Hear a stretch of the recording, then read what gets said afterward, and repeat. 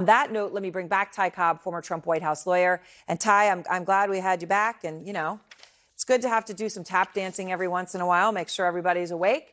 So I'm glad we got you back. Okay, so I know you believe an indictment's imminent. You've made that clear. But I wanted to ask you about that grand jury not meeting in 20 days. What does that signal to you? I think that's a significant thing. You know, the last time they met, you know, some of the reporting indicated, you know, what the activity of the day was. And I think we had a exchange where, you know, I was commenting on it. It sounded like a lot of, you know, I dotting and T crossing, which suggests that, you know, they're near the end. I do believe that's the case.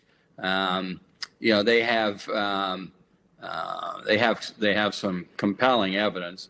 I think the evidence with regard to the moving of the boxes, you know, the evidence that they're relying on primarily with regard to the movement of the boxes, they received the day after those boxes were moved, which included surveillance tapes of this, you know, the in access and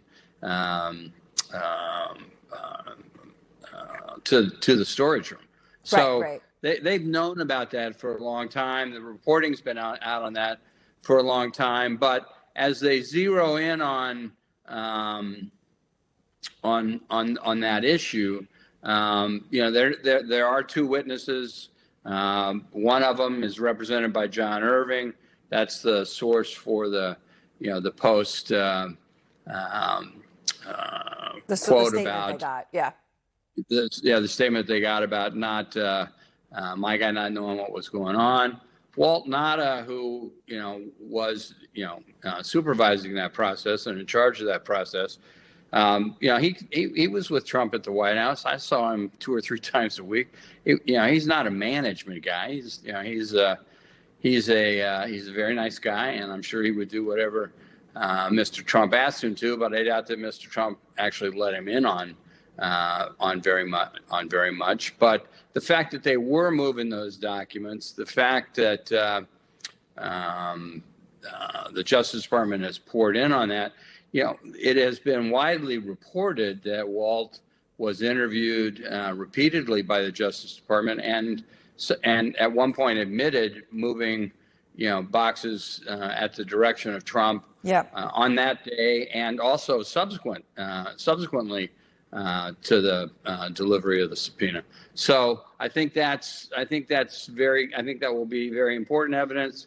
There was a point at which he was likely to be immunized and cooperating, but he's not currently immunized or cooperating. I suspect that will change. I think another thing that brings this into focus and makes it really relevant now is the testimony of Evan Corcoran and Tim Parlatore. You know, 2 lawyers who, because the court denied Trump's claim of attorney-client privilege and found that the crime fraud doctrine overcame Trump's claim and forced them to testify.